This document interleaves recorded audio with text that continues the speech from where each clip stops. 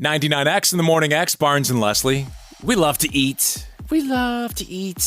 And if you're in Atlanta, because we have people that listen, other places, you know that every 10 seconds, a new restaurant is opening, and maybe some are behind the scenes closing. But we cannot keep up with it, Leslie. We can't do it. It's impossible. Which is why we go to What Now Atlanta. Mm-hmm. And Caleb Spivak has the down low. What's going on, Caleb? Good morning, Barnes and Leslie. Wow, that's a lot of pressure. We haven't had you on since, I believe, August. Last time I saw you, we were investigating restaurants together in Turks and Caicos. It's a tough life. So what is happening just overall in the Atlanta restaurant scene? We have a lot of openings. We have a lot of closings. What's going on? The big lead story for a lot of people is that Portillo's, which is an Illinois-based hot dog chain, announced on a recent earnings call that they are expanding into the Peach State. I don't know this, Portillo. I've never been there either, but people are losing their minds over this restaurant. Really? 100%. Okay, well, let's look into it. Over hot dogs? Over hot dogs. Apparently, a lot of people are talking about their beef and sausage combo dips, which I haven't been to Portillo's, so I have absolutely no idea what that means. But this has been one of our largest breaking news stories this year on What Now Atlanta. Chicago-style food. Where will that be? That's a great question. So this was announced on an earnings call, and as you could expect, they were very vague about when they would be entering the Peach State and exactly where they would be expanding into. But it will happen over the next couple of years. They'll be bringing, they'll be coming into the Peach State and opening locations left and right. It says hot dogs, beef, burgers, and salads. All right. It's carnival style. Carnival style street food. What does that mean? Yeah, the street food is a big thing now. Carnival style? Now you're compounding carnival style and street food? Yeah, kind of. Another big story, Whataburger has opened yet another location in the Atlanta metro area, this time in Covington at 11200 Town Center Drive. Can you please come inside the perimeter for your boy who grew up living on a Whataburger from my hometown, Corpus Christi, Texas? Like, just open up your own franchise. There's a franchisee that is responsible for where and when these are opening. It's called Made to Order Holdings, LLC. And Barnes, the reason why, and I know this because I talked with the chief development officer over at Whataburger, is they want freestanding locations because that's what fits with their format, and that just isn't available. The real estate isn't there in the city limits of Atlanta. Wow. I'm looking at the list right now. I've got 17 locations that are planned for the metro area. Kennesaw, Dawsonville, Woodstock, Buford, Snellville, Cumming, Athens, Commerce, Grayson, Winder. It's an extensive list. I don't need to take a road trip every time I want a Whataburger. And by the way, they need to get their systems out and start looking at how Chick-fil-A does it, because the lines are so damn long and they're not efficient at all. Chick-fil-A has it down. Like, you're in and out. Whataburger does not have it down yet, and that disappoints me because I love me some Whataburger. Damn it, get in this. Let's open up like a Whataburger and pickleball outlet. There you have it. We'll just pull everybody in. Ooh, that's something I could get behind. I have to say, with so many people traveling over the last 5 to 10 years, restaurants at airports are killing it. Isn't there like a new one in the international terminal at Hartsfield?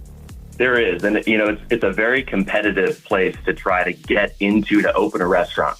And there's a bidding process, and I can't imagine. People fight tooth and nail because of the amount of traffic that the airport does, mostly because of all the flights Barnes takes. But yeah, right, exactly. HMS Host, which is they do a lot of these airport restaurants. They have replaced the Atlanta Chop House and Brewery with a new restaurant called the A Bar and Grill.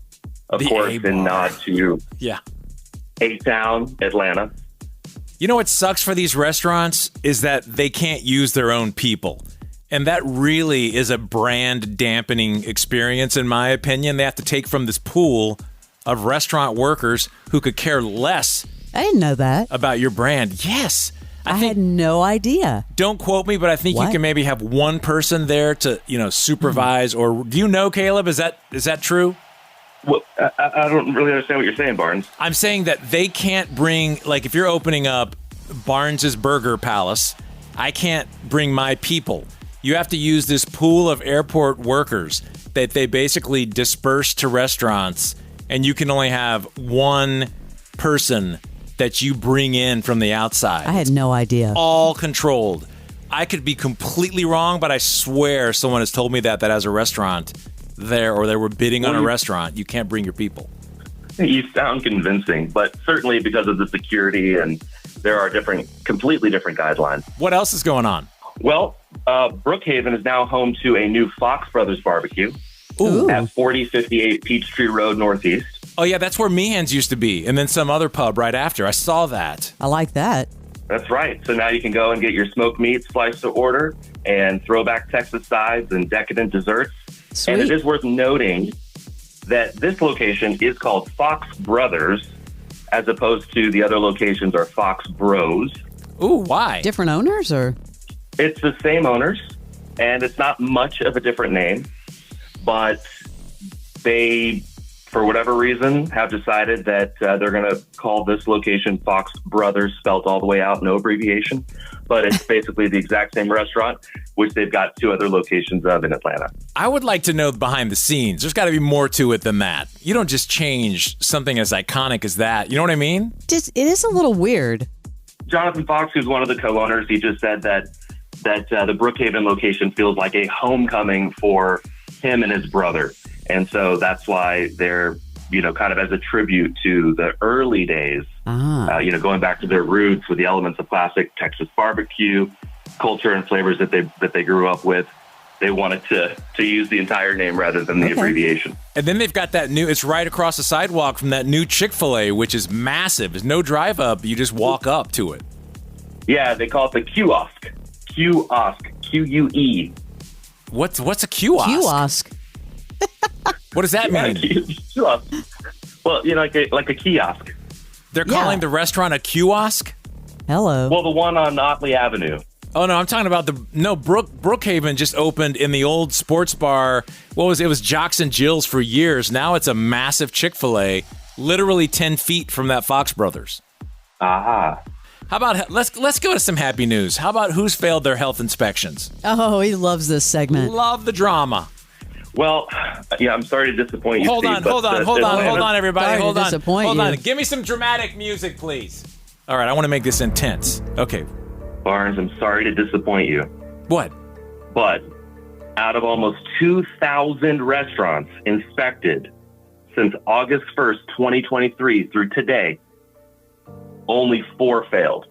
Wow. That's incredible. That's excellent news, except for those 4, which we're about to hear about. Who are they? Talk about being one of 4 out of 2,000. Quite the spotlight. Impressive. Not good. Who are they? Come on, let's go. Barnes. So there's a restaurant called El Bandido at 1083 Euclid Avenue Northeast. This might be the lowest score I've ever seen. Uh-oh. What? What is it? 19 out of 100. 19? This is so sad. 19. 19 out of 100? Wow. What is happening here? No one's eating there, I can tell you that. Probably now. Well, that's not true. There are some things eating there, but maybe not who you want to or who you'd expect. Right.